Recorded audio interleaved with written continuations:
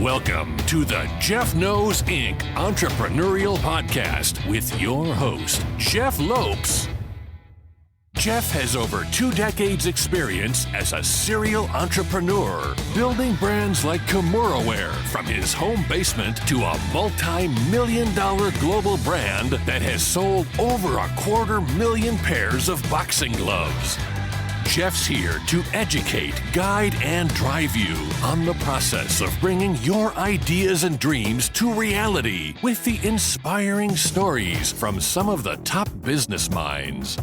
Welcome to episode 15 of the Jeff Knows Inc. podcast, and I'm your host, Jeff Lopes. Today's special guest is Celi. Celi is a producer, a content creator for social media, a life coach. What stands out for me with Steven is he took 1 year of his personal life to dedicate to dunking. As a 5'10" white dude, he put every inch of effort he could into 1 year of his life, learned how to dunk on a 10-foot basketball net, which is pretty extraordinary story. And what the best part is, he's taking his passion into a business, which is pretty amazing. Sit back and enjoy. We're about to begin. We are live. Welcome to the Jeff Knows Inc. podcast. I'm your host, Jeff Lopes. I got a special guest on with us today, Celi. Steven, you want to say hi to our guest? Say hi to everyone? Yes, what's going on? How's everybody doing? Hope you're having a great day. Thanks for having me on, Jeff. I always start off our podcast letting the audience kind of get to know who our guests are. So, Steven, let's get going and let's just get to know who you are and what you currently do. Sure. I had a pretty transformative year in 2019. I'll try to hit on the key points because there's some big milestones that I hit. So I was graduated from UCF in Orlando, from South Florida. I went to Orlando to go to school. I was there for almost 8 years. The first 5 were in school. Then I graduated with a background in IT, worked there for 3 years at a company called Advent Health, doing IT database. It wasn't really my passion. And I spent those 3 years getting busy. I was always creating videos. I knew what I loved to do. I was watching people blow up on YouTube. I was like, maybe that's my calling because I love making videos, love being on the camera. At the same time, I was teaching myself how to dunk, just a dream of mine that I never really thought was possible. And I saw other people on the internet do it. So I got super amped to try that out. Made some great progress. My channel was growing because of that. And I realized like through my dunking journey, I could push myself to do things I didn't believe I could do. So in 2019, I made it a goal to try to leave my corporate job. It was always the goal, but 2019, I was on my own. I was living alone. I was like, this is the year to do it. I'm saved up. I think this is a great launching pad. And last year in August, I made the jump. I quit, and since then, it's just been amazing. It's been an amazing journey. I started coaching more people. I have more clients than ever with teaching people how to jump higher. I landed a great client as a podcast producer. That's my main job right now, called Books to Business. I'm the audio engineer, do all this content creation, social media. And I also in 2019, because I was following my passion, I also learned that I love people so much that I got certified as a life coach. So I have some life coaching clients as well, where we work on just setting goals for the future, because I've made my sort of dream come true right here, where I live on the beach in Hollywood, Florida. I moved back to South Florida, closer to my family. So I'm just living, and it's just been the most amazing journey. I have my own podcast as well. I have my own YouTube channel, but I love connecting with people, love creating content. I love a lot of different creative things. So I'm still finding myself, but it's been a big change this year. So I'm just super excited. You have a lot going on, brother, just like myself. Yeah. Let's get into what I found on you. Sure. And how I found you is the whole dunk world. We're gonna dive into that. So Steven, growing up, were you always into dunking? Were you always into basketball? Like, how did this all start as a young kid growing up? Sure. And where did you grow up? First off, in Florida as well? Sure, Florida, South Florida, in West Palm Beach area. Yeah. And then when I was about 5, I moved to Boca Raton, which is a little bit south of that. If people have heard of that. So it's funny because it gets a little deep. But I have a video of me dunking in my backyard when I was 5 years old. I saw that video. Yeah, that's awesome. So that was pretty cool. I was like, it definitely ran deep. I always loved it. But growing up, I was shorter than all my friends. I was always athletic. I didn't know this till almost recently that a lot of that running fast, jumping high came from me kind of trying to find my place as being a shorter person. And I think the jumping high is almost like the perfect manifestation of me trying to get some attention.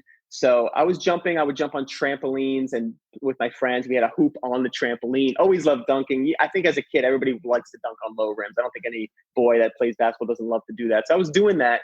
And then at the end of high school, I challenged myself. I'm like, I think I could touch the rim. I was on the JV team. And you're gonna say something? Yeah, I was gonna say something. So you did play, but you did play competitive basketball. Yeah. Okay. So it goes into the self-belief part. Is when I was young in middle school, I didn't really believe too much in myself. So I didn't really try out for the school teams, but I played a lot of rec teams for fun. I loved playing, but I never practiced seriously. And then when it came to high school, at the end of college, end of high school, starting college, I set myself a goal to see if I can dunk. Because I saw this guy, his name's Andy Nicholson. He was 39 at the time, 5'10".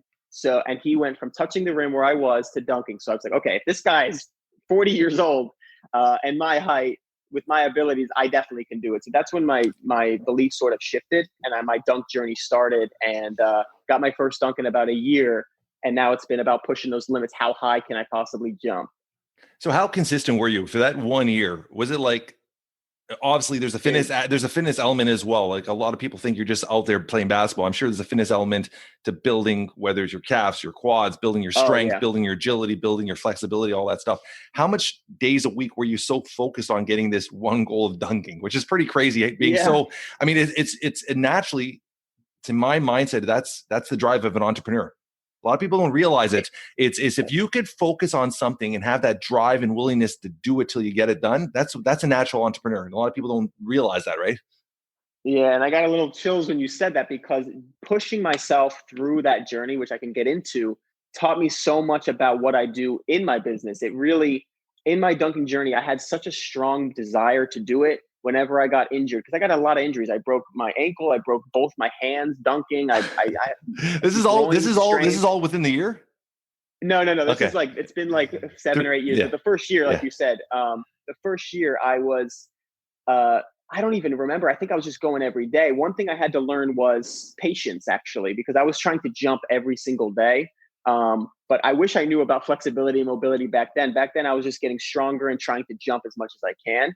And I think I was doing something almost every single day, whether it was trying to jump or throwing things around to try to make my arm swing stronger or lifting weights. But I was in college. I luckily didn't need a job at the moment. So I was taking classes and jumping. And I was into fitness before that, but all of that halted. I didn't care about my physique at all. I was strictly jumping. Every day at the gym was about trying to jump higher. Which college did you go to?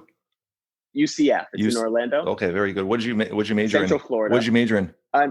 I majored in information technology. I actually even had a minor in finance because I didn't know what I wanted to do. Yeah, which is most individuals when they go to college.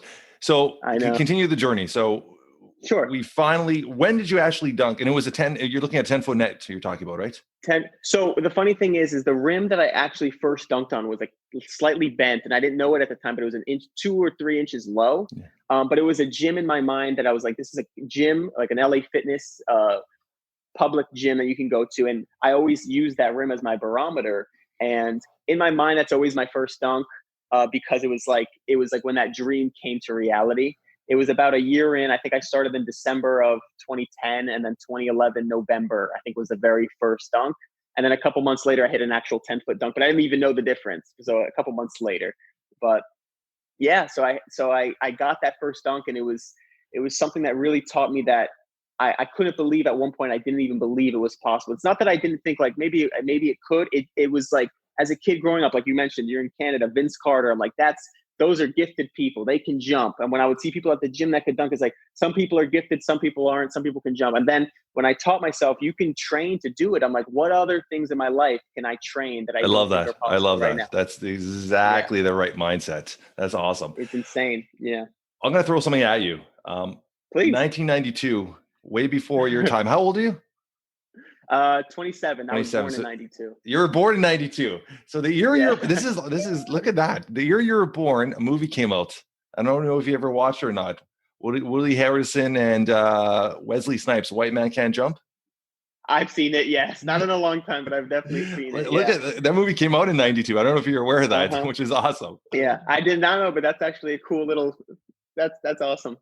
So perfect. So with your journey, so now you finally got your dunk. Did Yes. that translate now into competition, or are you competing with this? Or are you doing it more just for fun? Like, how does it work? I think my main focus with it was trying to make a YouTube out of it because my YouTube was growing. And I started to, let's think about that. I haven't thought about that in a while. I love documenting my progress mainly because I was just like, it'd be so cool to look back when I could never dunk and remember that moment when I set up the camera the day one, because I have that footage and it's like the mindset of that person and the abilities, it's like the transformation will be amazing. So I think the next focus was really YouTube because I saw these vloggers really getting big. And I also did do some competitions at UCF. We had one, but I actually went against my friends who were pro dunkers at the time. Like they happened to be in Orlando as well. Yeah. And so I've been in about 3 competitions, and I never really saw that route as what I wanted to do, which is interesting. I never really thought of it that way, but I always thought of it as trying to inspire other people because my life changed so dramatically from achieving this feat that I wanted to show other people that it's possible. And then like, I still didn't believe the next level I wanted to get to. So that was another giant mindset shift that I had to kind of prove another thing to myself. That energy that I got, the way I was, the excitement I had for these goals, I really wanted to show other people it's possible and show them by example, like really achieve next level goals too.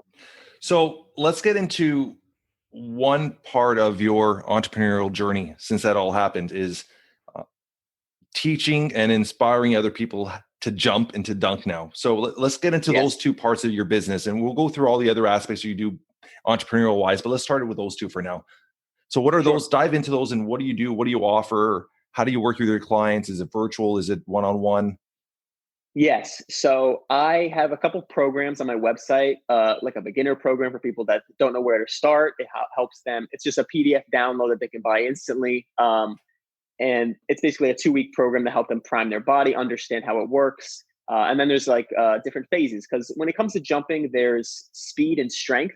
The whole goal, it's very simple. I say this, it's a simple formula, but it's very hard work. So what it is you need to increase your speed and increase your strength.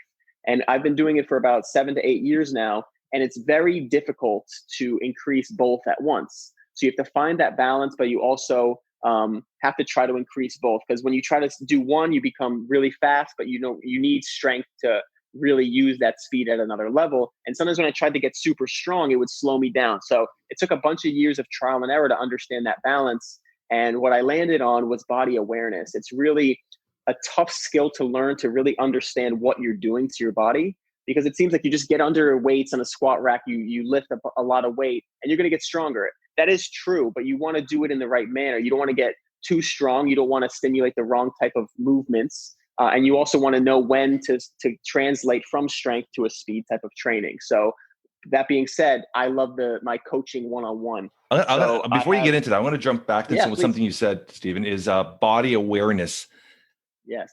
I don't think people understand the importance of that. It's funny you just said that. I had a friend, I would say a new friend, just come in the other day, actually yesterday to my office, and he's a baseball player. Been playing pro ball for years and years and years. He's a pitcher, and at 29, he's making a comeback now. His name's Jazz. Wow. And how I met him, Cool. He runs a few charities, and I donated some stuff to his charity. He came by my office, and we just hit it off. And he was saying something yesterday, which is exactly what you said. It's the body awareness. At 29 years old, he's learned to understand his body, understand what his body needs. And all of a sudden, this guy's hitting 94 miles an hour pitching at 29, something he never did all the way through his 20s. And now at the end of his 20s, he's hitting 40 and he's making a comeback, trying to get back to a pro level. And awesome. It's crazy. And exactly what he said. He goes, I finally learned and understood my body and what I needed and how to work and how to rest and how to sleep and just all the components that make everything come together. When you said that, it just resonated because we talked about this yesterday. We had this like hour and a half conversation on just that yesterday, which is pretty amazing. Wow. So that's it's something I just learned this past year and a half. And I'll give you a simple example. Is like my friend is into weightlifting a little bit more. We both dunk, but he's more into like the bodybuilding physique aspect, right? And so he helped me with this. And one thing I noticed that I never even took into consideration is a simple pull-up, right? This is a great example that I use a lot. Is like when you raise your arms above your head, you grab a bar, you think just pull up, right? But the way your body's positioned, the muscles you're pulling with there's a lot of different intricacies, right? And if you focus on a certain muscle, not saying that you just focus on it and then you pull, but you can feel where you're pulling from. So for example, I have my lats and my back, like a certain muscle in my back is very small. And I never really understood why I couldn't do it. I'm doing the right movements, but then for the first time I was like, okay, let me just go on this bar and pull and see if I can flex that muscle. And it felt like a totally different movement, even though it's just a simple pull-up. Point being is I was in the gym throwing weight around, moving, and I wasn't even conscious of which muscles I'm activating. Yeah, yeah. So it's being aware of your body and understanding your body and feeling it, right? It's just a different level once you start understanding that with any form of exercise or movement, right? Which is pretty awesome. Right. Okay, let's continue on that journey. So now with your coaching, so you offer two forms of coaching. You said you have your online PDF download, which is the beginner program. Do you actually do one-on-one coaching with individuals as well? Yeah. So I have one coaching, the top product I have is a one-on-one coaching that's daily. I do like a 10-minute call every day. That's for jump training only. I don't have that for the life coaching yet. I have like text accountability, which we could get into. But for the daily coaching, the reason why I say daily is because I need to check in with you every day and get to know your body to help you get to know your own body. So for example, when we have a jump day, like we have workouts throughout the week and we test our vertical on the last day of the week. Steven, is this all virtual or is this in person as well? Yes, this is all virtual. Okay. Yes. So what I love about it is I learn how they feel and I try to help them understand their own body awareness. And I'm big on sleep, nutrition, and the right amount of movement. So by teaching them that and checking them in, I've learned it so well with myself that I can help them understand what questions to ask their own body. So after a jump day or a workout day, I'll meet in the morning for just quick 10 minutes. How do you feel? How did it go? Did you learn? Did it feel like you went overboard? Do you feel like you went underboard? Like you even had more energy in the tank? Either way, you consistently learn about your energy tank and then how you're stimulating your body. And without doing that tracking, then you never get to a point where there's just too many variables if you're not doing that. And that's what I learned with mine is some days I go so hard and I feel great. Sometimes I go so hard and I feel terrible. It's like, when do I go hard? When do I rest? So it's about really finding I call it the stimulus sweet spot where you can make progress without burning out your body. Because when you have that burnout, you get fatigue and then you get negative as well. And then you spiral. It's really tough. It's a balance. Such a balance. Definitely. One thing we talked about prior to going live here today is your I Love Basketball YouTube. And you said you work with a team or you work with teams currently. You wanted to dive into that a bit? Yeah. So I Love Basketball is a big YouTube channel. They actually just surpassed 2 million subscribers about a week ago. Which is pretty amazing. So he has different aspects, ball handling, shooting, and I'm the jump coach now. So what I do is I've made a couple videos on his channel, about 5 now. It's only been about 2 or 3 months. And so like we pick a topic. For example, we had a beginner's jump technique where I break down the top 5 things you need to jump higher when it comes to your body positioning, your leg, your footwork, all that type of thing. And we have coaching programs as well. So we came out with a home program while people were in quarantine, and we're looking forward to creating more programs for that. But that's going to be another coaching model as well, where we help kids if they have programs and probably merge my things in there because I have my own expertise of the jumping. We'll probably merge with him and do coaching as well. Maybe group coaching would be fantastic because it's tough we want to reach as many people as we can, get as many people as their first dunk as they can. That's my goal. Yeah, of course. I want to try to get 1,000 people their first dunk. That's like a huge goal of mine.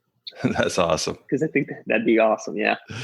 Let's get into you said you were certified as NLP, and let's get into that and talk about the life coaching aspect of what you're doing currently. Sure. So when I looked up life coaching, I was as skeptical as anyone who might hear this. It sounds like fluffy. It sounds like you're going to just help my life. It sounds weird. And I know that. And I've heard that too. And I looked it up.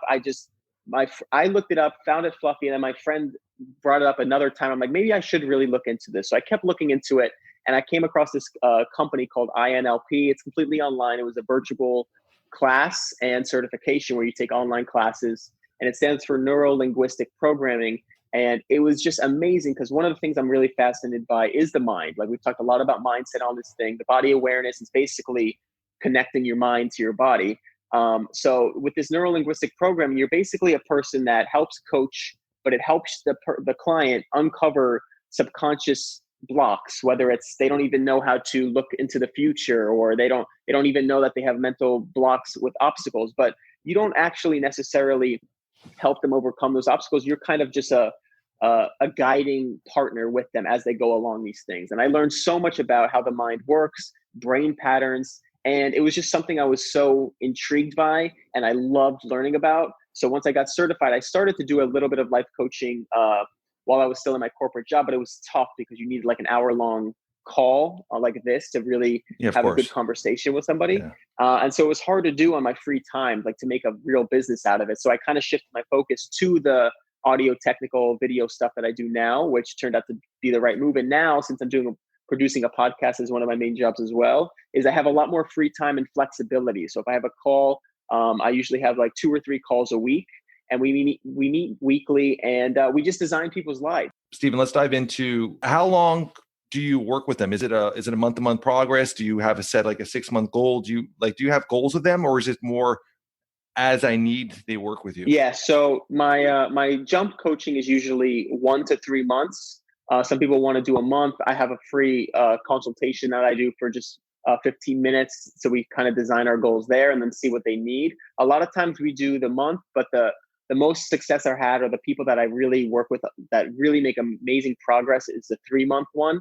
And my goal I don't want to coach them more than 3 months, because I really truly believe that in 3 months, if we're working day in, day out, they really have the resources to create their own program. It's really hard to design a cookie cutter program for somebody, because there's just, like I said, too many variables. There's different ages, there's different body types, there's different status, how strong you are, how fast you are, so many different things. So it actually, if you work with the 3 months with the jump training, it turns into life coaching by the end of the 3 months. When it comes to life coaching, most people stick around for about 3 months as well, but those are kind of as needed. They're almost like, Are you working with entrepreneurs? Are you working with in the business world? Are you working with athletes? Like, what are you working with? Who are you working with? I should word it. Yeah. In the jump world, it's mostly kids that are just out of high school that are jumping. They're not really anything with business related. They just like the mindset, the trying to achieve. No, I meant the life coaching. The life coaching. Yeah. That's people of all ages. It's all different places. A lot of times people are in a stuck state and they want to try to find a new way of living. That's mainly what I find, is that it's not somebody that just wants a goal. They don't know they don't know where to go. They don't know what to do. They know they want a change and they don't know where. And it's sometimes they're entrepreneurial. Sometimes they've tried it. Sometimes they haven't. But yeah, it's really all over the map when it comes to that. One thing we're going to jump into, let's jump into our podcasts. Yeah. You currently are involved with one, Books to Business, and you have your own podcast. With your own podcast, I want to go through your journey. We talked about this before we went live. First off, you have the best cover art in the fucking world. Man. That's the best. I saw that. I was like, this is awesome. I have a good story I'm gonna put a little. Let's skip to that. Let's talk about your cover art. Okay, that is awesome. So my podcast is called. The one I work for is Books to Business. That's I'm the producer for. But my own personal podcast is called Stephen Celi's Vibrations. And I came up with that title because I don't know what to call it, because I went from about a dunk podcast to just a conversational podcast. But really, at the end of the day, a lot of times I don't know what I want to say, but I just know I want to share some energy. So that's how I landed on that. And then with the cover art, I had the idea. It's my head. For those that are listening, it's my head and it's exploding. There's a third eye in the middle, and there's all these ideas coming out from training. I'm going to put a links to everything for Stephen at the end of in the show notes, and I'll put a little picture of the cover art. It's awesome. So, yeah. Go. Sorry. No continue. worries. So then I had like basketballs coming out of my head, nutrition, music, comedy, spiritualism, all these different things. Spiritualism or spirituality, whichever one. They're all popping out of my head, and it just looks like a really exciting, colorful, loud type of image. And I had that image in my head for a long time, and I'm savvy with internet and stuff like that. I'm like, I don't have the time to really make this good. So I held a contest online, a really great website, and I was blown away. I was like, I gave them that direction. I basically told them that's what I wanted, with a high energy type. So where'd you hold this contest? 99designs.com. On social media? 90. Oh, very It's cool. an awesome site. How many entries did you I have? got a bunch. I don't know. I think because I made it, there's different ways you can set the contest, but I really wanted the best artist I can possibly did. So, which means you guarantee a winner, because sometimes you can hold a contest and there won't be a winner. So I guarantee that somebody would win. I held it for about a week. I think I got like 40 to 50 entries. And then you select finalists. And it was just awesome. It was really, really great. What's the website called? 99 Designs. So the number 99designs.com. Yeah. Really fantastic art. I'll put a link to that for anyone looking for cover art or just art in general to check it out. That's pretty awesome. Yeah. Okay, very cool. So let's dive into your podcast. Sure. Like you said, it's more of a hybrid right now. It's whatever comes on your mind every single day. You started off, you're saying once a month, and then once a week, and then it cut off to once a month, and then it started back to daily. Yes. How long have you been doing the daily podcast? Daily, I've been doing since January 1st of this year. But it started out with New Year's resolution. It was. I stuck to it. I was like, I'm in a new place. I'm back home. Like, I'm free of my job. I can make this happen. And so I'm really excited about that. But it started off as just, I was learning a lot. This came about 3 years ago. I was learning a lot from podcasts and books. And I found myself calling my friends because I was just excited to share this information. Something like this, like say we had this conversation, like I had this great conversation. I learned about mindset and how I know I love to do this now and I want to help other people do that, whatever it is. And I was having the same conversation multiple times with like a few of my friends. And I'm like, this is exhausting. So I'm like, maybe I should start a podcast because a lot of these ideas came from podcasts. So I'm like, again, this was maybe another way I can escape my corporate job because you can monetize them and things like that if they blow up. So that's how it started. But now I have a framework. The reason why it's daily is because that's what works for me. I'm a very high energy person. I do a lot, like you said, but the one thing I can do is talk about how I feel today. And I feel like because I've really worked on my mindset, really made a lot of things come to reality, from my job to my apartment to the way I live, that I could share a lot of insights from that. And I read every day about mindset, or I read about anything business related as well. So do you read hard copy or is it audio? I have right behind me, I have a bunch of hard copy. It's my favorite thing at the end of the day because it's finally I get off my phone and it's another part of my routine and the awareness. So I love the hard copies. I do listen to Audible sometimes to help get through a book, but every night I have the hard copy. I definitely like the hard copy. That's a lost art I know, for most people. It's a lost art. It's something that there's nothing like just sitting down with a book. And we were talking, it's funny because I was having this conversation yesterday as well with somebody, is grabbing a book and just to myself, I grab a book and I grab a highlighter. And as I'm reading, there's parts of the book I enjoy or something that I want to keep in my head. Yes. I'll highlight it and I'll flip that page, the corner of the page. It was almost a referral if everyone want to go back to it in 6 months or 7 months and just read it over again. So I enjoy hard copy as well. I think it's a huge thing that people have kind of drifted away from. Two things I got to say. One, that reminded me of the exact reason I do hard copy now. I read The Compound Effect. Have you read that one? No, Compound It's a really great one. So it really is about how every little decision is compounding on each other, and every moment you have a decision. So it's not just like staying stagnant. If you choose not to do something, that's also a choice.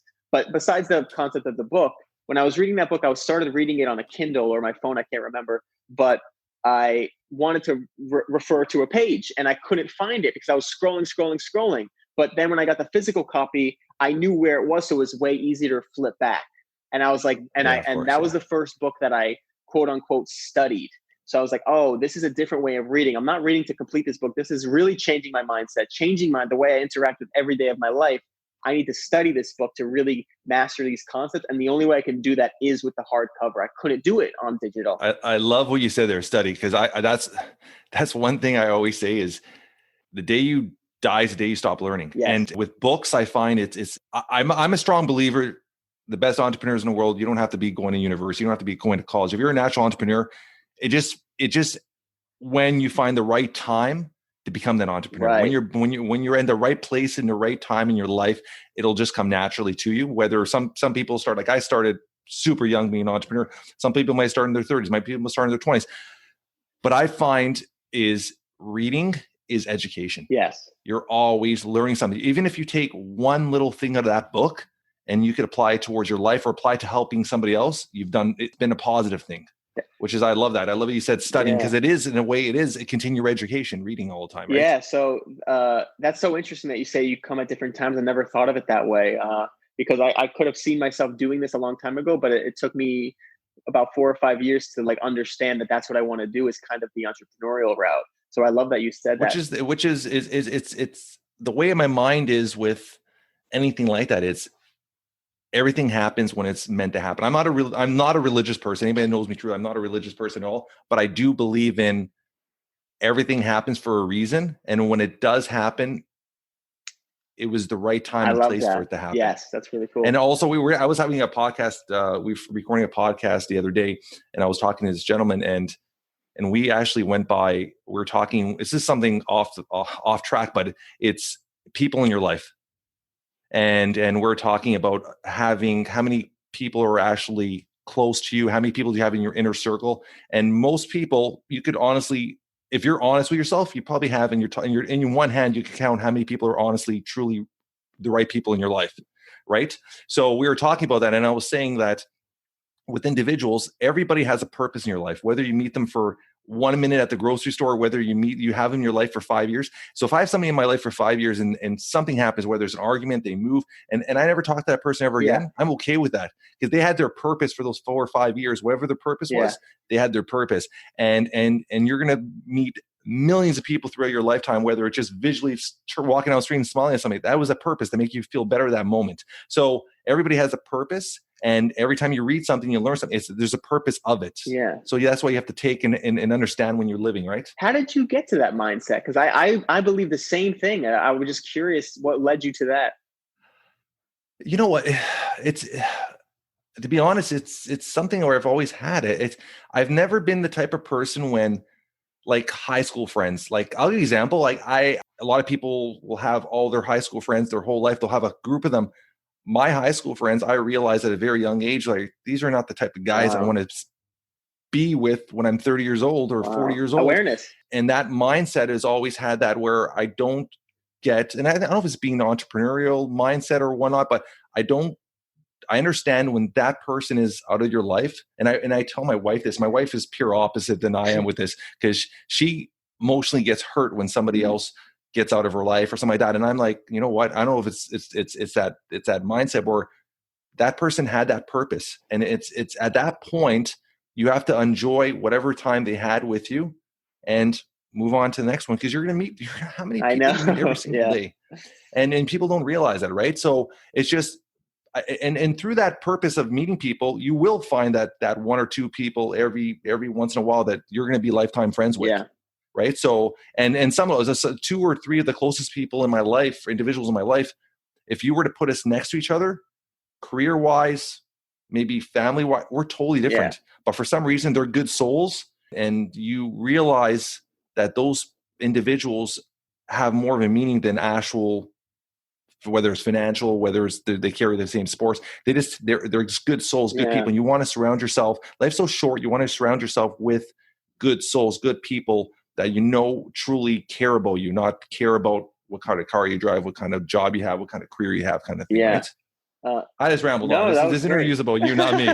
No, I was just super curious, but that actually leads me back into the business world. Is that something I learned late last year, which really, really ignited my entrepreneurial journey, which was I was grinding for 5 years or so, 3 to 5 years on my YouTube, completely alone. And I took pride in that because I was doing my YouTube, I was creating content, I was on my journey, I was training basketball by myself.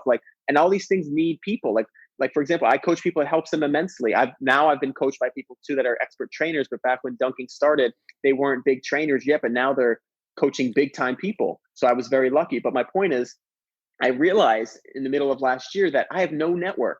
I have all these skills of producing a podcast, creating a YouTube channel, filming with the high quality audio and video, creating social content that's engaging. Like I have built my own platforms, and I'm like, I need to find people to work with, because you can't just build something completely on your own. So networking was a huge shift for me. And that's actually how I met the people I work with now. I went to a networking event. So it was just a really giant shift.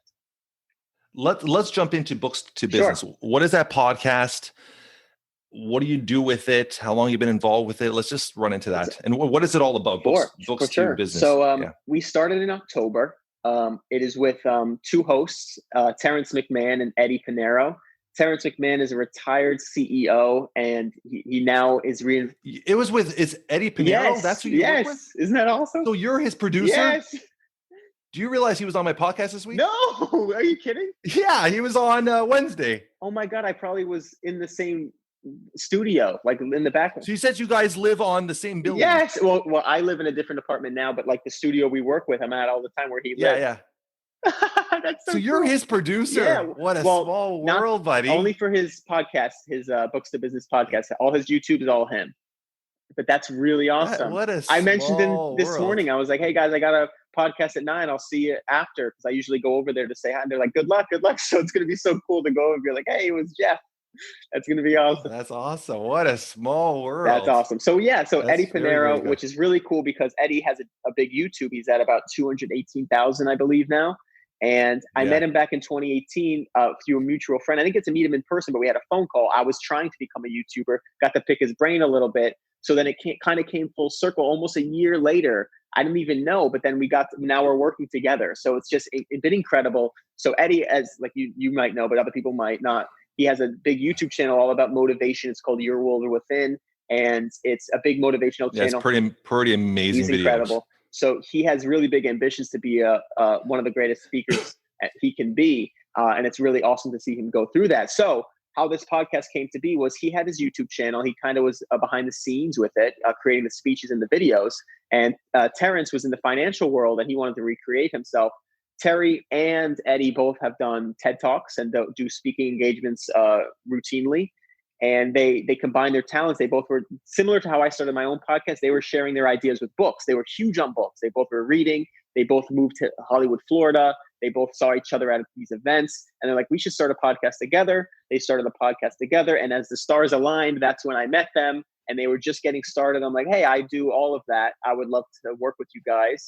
And so now what they do in the podcast is they review a book every single week. And it's to help you start your entrepreneurial journey. Like, for example, you'll like this one. The very first episode, we used Oh, the Places You'll Go by Dr. Seuss and The Alchemist. That's awesome. Because it is the up and down. It's the up and down. You're going to fall and you stick with it. And so the first season was all about like starting from your journey, the mindset, finding what your one thing is, and then how to market. So it's very much using books, the passion of books, to outline the journey of an entrepreneur.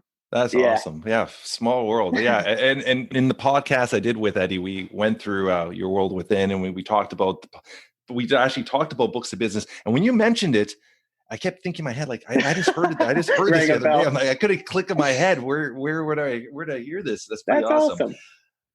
That's super cool. I'm going to throw something right off. Throw it at me.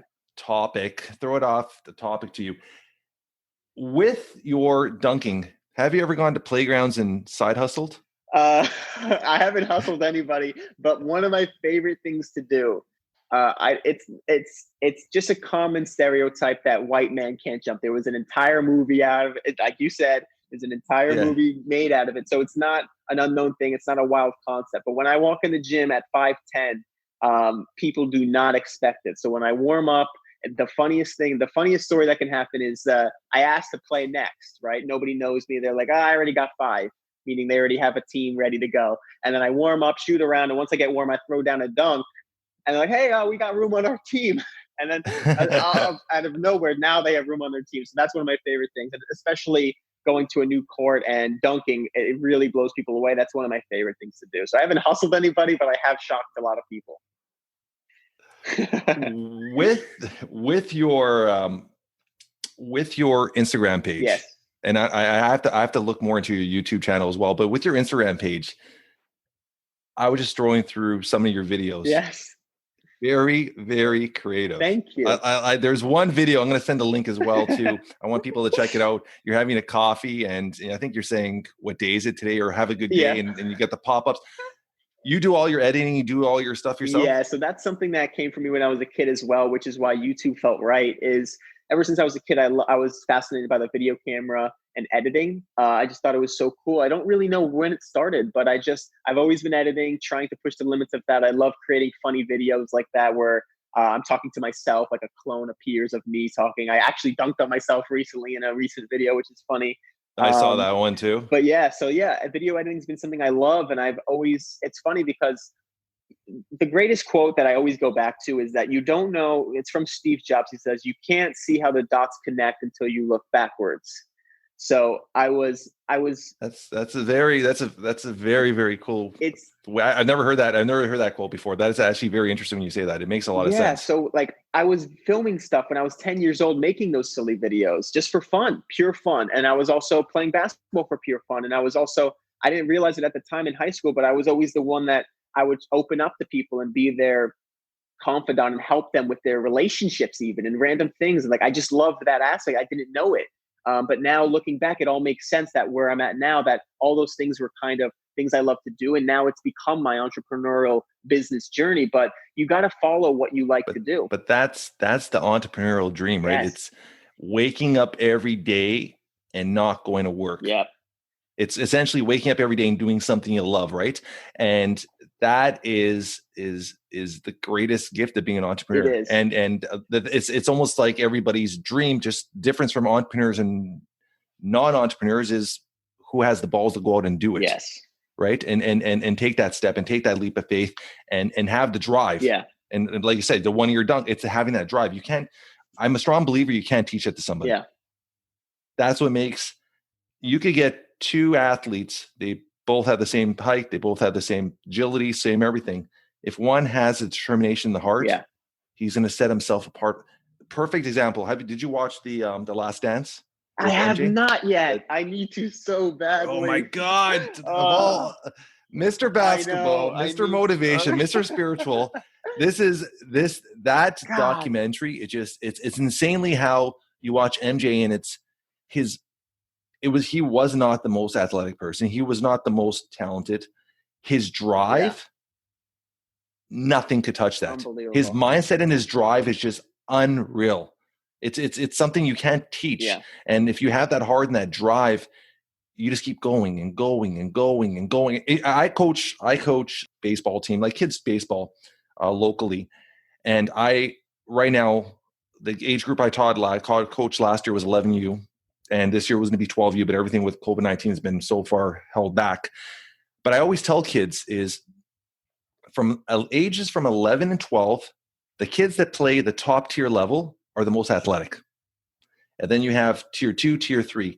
Tier 3 are usually just the kids are just trying to get up there. Yeah. And I look at all these kids, and those are the kids I coach. And I look at these kids all the time and I say, the difference from you and that athletic kid, if you put in the work and you put in the time and you give a shit right now, by the time you turn 14, the athletic ability and the hard work, all of a sudden the hard worker starts coming up and rising and rising. By the time you turn 15, that athletic ability starts dropping and the hard work keeps coming up and come up. And literally by the time you turn 16, that hardworking kid is hands down a way better baller than that kid the athletic kid that was 14. And I drive that and I push that and I explain that to them.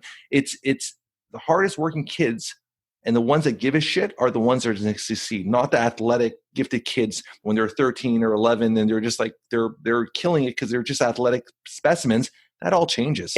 That's a perfect analogy. And I love that. Like when I coach for I love basketball, like a lot of times I'm telling them jump technique and I'm telling them little intricacy things. And I'm telling them it's not about working on these little details. It's about the mindset of every little detail counts and it'll add up and you're going to be better than the people that overlook these small details. It's not that you don't feel it in the moment. It reminds me of the compound effect. It's like these little details you won't feel. You're not going to dunk by lifting your hip right now, like this little hip movement, but you're going to strengthen that hip, which is going to show you that every little piece of your body matters. And over time, everything adds up and you will be proud of yourself, number one. And number two, you will be light years ahead of people who neglected those things in the past. Awesome. It's that's awesome. Let's dive into something that's very important to you, your spiritual side and your beliefs. Let's get into that just to everybody to get to know you a little bit more insight. So few things on that. And when did you actually start understanding that or getting into that? I think it really started at the beginning of 2018. And I just have to preface it with, I had zero of it in me at all. I grew up Jewish. My mother was Jewish, bar mitzvah and everything. And I wasn't a fan of it just because it felt like something I had to do. Like, I didn't feel like something I like found on my own. So I like, as a kid, you always like push away a little bit. So I pushed away from it. And then in high school, after I finished all of that, I was had no religion in my life at all, nothing like that. And I almost shunned it. Like, I almost like didn't want to believe. I was like, doesn't make any sense to me, anything like that. But then in 2018, read my first book because I listened to podcasts. I was very moved by podcasts. The mindset. It was like how much I learned in such a short period of time. I was a big fan of Joe Rogan and learning about space and how much is out there and how little I know. I was like, if I learned this much in a 3-hour podcast, what am I doing? Like, I think my awareness is just growing. At the time, I was about 20, 24, 25. I was just thinking to myself, I was like, I'm spending so much time, like basically unconscious, like driving to work and doing these things. I'm like, that changed my outlook on life so much. One podcast, and I'm like, what else is out there? So that's when it kind of sparked my knowledge hunger. Started reading, started listening to more podcasts. And as I kept reading, I kept learning about the mindset and meditation and different things, and all these successful people read books. And I'm glad we got back to this, because when I was talking about reading every night, I couldn't even read. I couldn't even focus on a book. I have high energy and it's a great thing, but it's very hard to sit still and read. And I never read a book in my life till 2018. And I read that book and it was a struggle. It took me like months and months, and I stopped. I put it down for weeks. And so as I kept reading, and I learned more about reading, and I tried meditation, that really changed my outlook. And I started to feel the benefits, meaning I would feel more awareness. Like, I would feel like a negative thought come in my head, but I was aware of it. I'm like, oh, I'm catching myself. I don't have to react. I'm like, wow, I'm kind of understanding what meditation's doing. And the more I went into that, the more I started to learn about what's going on and just really questioning the world.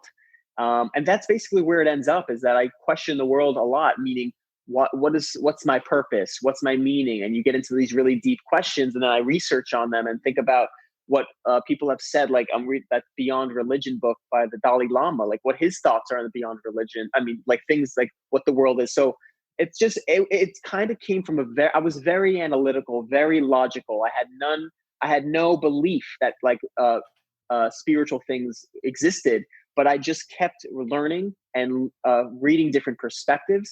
And as I did so, these different things, for example, quantum physics, like the way subatomic particles, they very similar to the way the Seven Spiritual Laws book, that's one of my favorites, outlines how like the law of detachment works, where you want a goal so badly, but you have to let go of it so you can be open to all the possibilities of getting there. You can't have one strict path. You got to be open. Yeah. So that's I believe that. Yeah. Too. So it's like it's like it comes out as spiritualism. Why do I keep making up that word? It comes out on the surface to look very spiritual, but I just want to reiterate, like, I had an IT background. I was the most analytical, mathematical minded person. And now just from my own research, with everything was skeptical. Like, I would have, that doesn't make sense. I dive into that. Okay, I'm starting to see other perspectives. And it just, the evidence just points to these theories that just have led me to my physical journey of like understanding, like, okay, maybe I'm doing, for example, I was chasing this dunk goal. A part of me back in the day was trying to prove people wrong. And that's a great driver. But what that did is that, go ahead. Yeah, no, it's okay. Continue. I'll dive into that in a second. So, that's the worst thing to set a goal, is to prove people wrong. You're doing it for yourself mentally, right? Yes. So there you go. Continue. Sorry. No worries. So it was both. I was proving people wrong, and it was definitely for myself how it started. And I believe in like shifting mindsets. What I mean by that is, proving someone wrong could be an insane driver, but it can't be the only one, right? But it can be detrimental, meaning like it definitely pushed me on days I needed some extra motivation, but then it pushed me too hard on days I needed to rest. For example, like if I post on social media a lot, if I said I'm going to land this dunk and I don't, then I said it, and now I have people that like say, oh, you said you would do this, whatever. Now I want to go back to the gym and push myself even harder, but that's, like I said, going to burn me out. I'm going to lead to an injury. And so that driving force turned out to be detrimental. So having the awareness of like, oh, I don't want to do this for someone else, and I don't want to do this for my ego, that's the spiritual side of what I do. It's like making sure my purpose for what I do, dunking, life coaching, even like financially free, all these different giant goals I have, they come from a place of purpose and a place that I'm being authentic with myself. Is basically the spiritual side of things. That's awesome. It's honest. Yes. And that's the most important part, right? And there's no, when you're talking about spiritual, there's no right or wrong with it. Yeah. I love that. It's where you see yourself in it. And sometimes it'll grow, sometimes it'll be a little less. You just have to go with the flow with it. Right. And spiritualism to me is balance, right? It's just more of a balance in life. Yes. Whether it's with your family, whatever it is, work, it's just a balance and being happy when you're there. Yes. I don't know if that makes any sense. Definitely. Just having that's a form of happiness. Let's get to your family. So yeah, young guy goes to college. When you decided to start this dunking goals and how'd your parents react to that? So I was in college. My dad was very proud of that already. His whole goal was get that kid to college. He was in the IT field. He was a computer scientist. So I was kind of following in his footsteps. So he was content. His whole goal was make sure I'm comfortable living. So he was great. And he was like, dunking would be awesome. I don't know if he believed I could do it, but he was definitely supportive. I don't know what he was thinking, but he was definitely proud. And my mom was just like, oh, of course. Like she's always just like, yep, 100% go for that. She's already thinking like, did you reach out to Nike to get sponsored yet? I'm like, I can't even dunk yet. I'm just trying. So like, that's how supportive she is. She was the best. So they both were very, very supportive. But when it came to chasing my dreams, that was something I had to, again, like the entrepreneurial thing about, I quit my job out of nowhere, meaning like I told my mom, I moved back in with my mom. I'm like, hey mom, because she mentioned I could.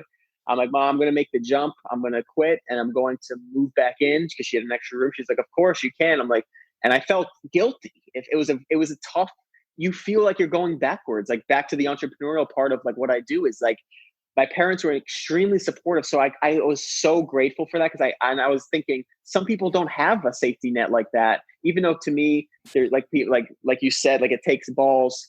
You have to suck it up and live with your mom at 27. So it's like, it was a tough decision, but it was at the same sacrifices, buddy. That's of course. Everything in life you succeed on, there's going to be a sacrifice. 100%. And you're going to fall and you just got to get your ass back up. But there's always a sacrifice involved. And it's finding that balance where is at this point in my life, is that sacrifice really worth taking? Yes. And when you put in your head, listen, it is worth taking. I'm ready to go for it. You dive 2 feet in, you go for it. Yeah. Man. You don't, it's that beautiful feeling of it's that butterflies and that fear, but that just shows you're living. Yes. Right. Those butterflies is being real. Like I'm into the martial art and boxing world. Like I was talking to you prior with our company Comoreware, and you talk to athletes that step into a cage or into a ring and they could have fought 50 times. They always get those butterflies, whether there's a boxer or not. It's that, and it's not a bad thing. It's being alive. Yeah. It's that your body get your body telling you, hey, this is a good thing. Let's get this shit on the road kind of thing. So it's a jumping 2 feet in is a true entrepreneur. The guys that do, I'm going to start a little business, but I still have my safety net with my full-time job. No, man, if you're going to do it, you do it. So I did that. I did the tiptoe for a little bit because I was doing audio, video on the side, like with small clients here and there, but it was really hard to make a full-time business out of. I was trying to escape corporate. I was thinking maybe I can make videos for people, but it was a lot of work. So I tried a lot of different things. I tried creating YouTube video for people, audio podcasts for people. I was editing videos for people. I was coaching people, but it was really hard to do it. And then it came to the point last year. I'm like, okay, I really think I have enough skills now. I have a safety net that I can stay at my mom's no matter how low it makes me feel or backwards I feel like I'm going. I love my mom, not to put that way, but you know what I mean? And so it just feels like you're taking a step backwards. And so I was like, you know what? I have too many skills. If I don't give it a full effort, I don't think I ever will. I'm like, this is the greatest time than ever. I have some money, a little cushion saved up. I put in the work. And I think my mindset, it was a big mindset shift too. I was like, if I go full in with this, I know I will work day in, day out to find clients, to make it work, to really get on my feet. And so that's what I did. I was like, you know what, now or never. And I made the jump. I quit before I had any prospects. So that was pretty cool. That was a That's wild awesome. feeling. With your experience you've had now, just in the last year and a half, building up your business, is there any kind of humps that you went over that you could turn to another young entrepreneur and say, hey, this is what I went through. This is my advice for you now. Any advice you give a young entrepreneur trying to take that leap of faith, that jump into being a full-time entrepreneur?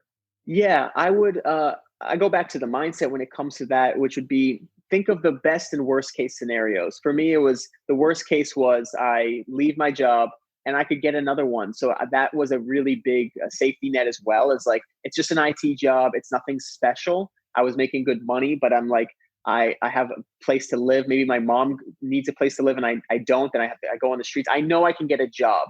So I think the best thing you can do is really build up your resourcefulness. Because for me, I learned how to do audio. I learned how to do video. I learned how to, like, I keep listing off these things, but I had so many skills and I was able to learn all those skills myself that it gave me confidence that I could find some way to monetize those skills. So for me, it would be really build up how valuable you can be.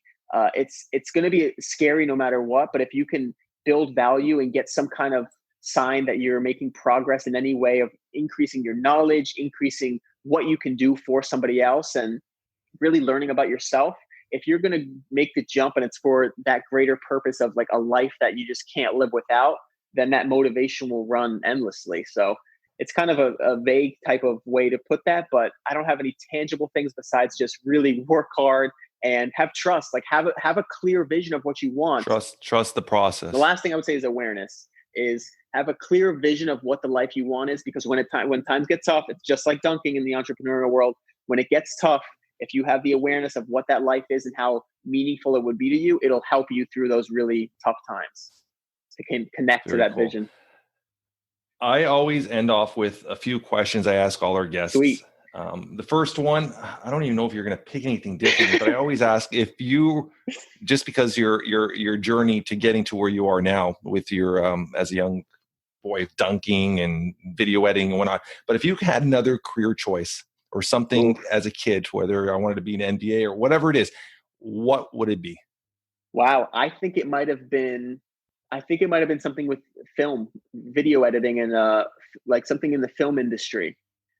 Because I think it captures a lot of what I do. It's like from speaking, from the writing to the visuals to the music, it kind of combines a lot of art. You're in the right direction. Yeah. You're in the right direction. Thank so you might, that might still lead you there, buddy. I mean, I don't know. The reason I say that is because in college, I took one film class and I loved it, but I didn't even know that was an option, just like the dunking thing, right? So I would have probably gone that route, like really learned every ins and outs of TV and industry and all that type of thing, like from the ground up, like really went heavy into that. Very, very hard competitive industry too, huh?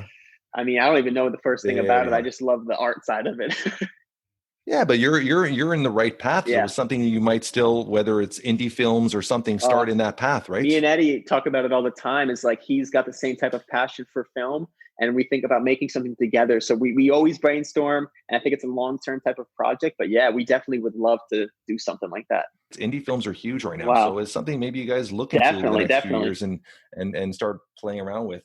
Next question. If you had a superpower, what would it be? Woo, superpower. I wouldn't say fly because I love jumping, and if I could fly, it would negate that.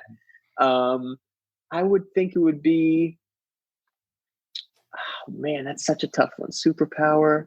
Let's go through them a little bit. I don't care to be invisible. Let's think of a cool one.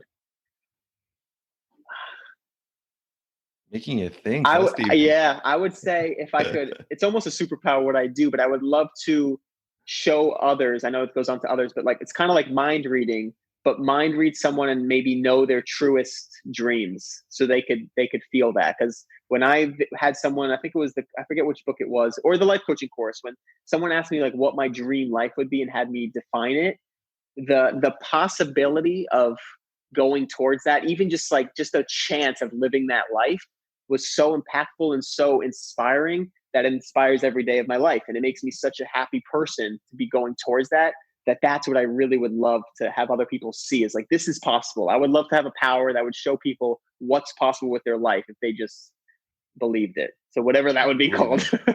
That's kind of a very altruistic superpower. It's not a very, I don't know. Next question, last question I'm going to ask you for today. If you were gone tomorrow and you had a close friend have to describe you in a few words, how would you want to be described? Oof.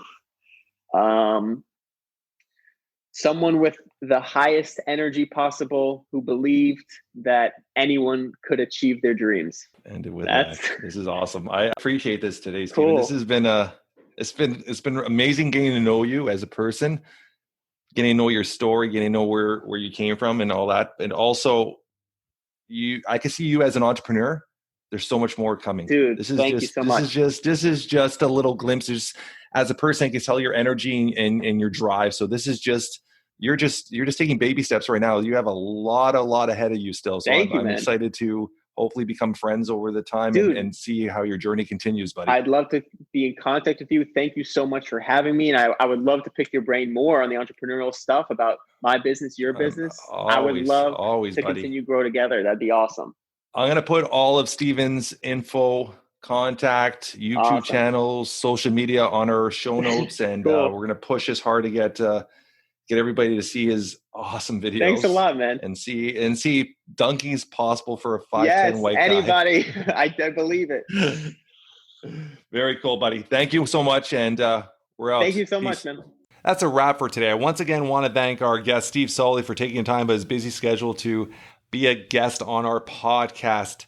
Like all weeks, please spread the word. Tell your friends, tell your family. We're trying to build something special here.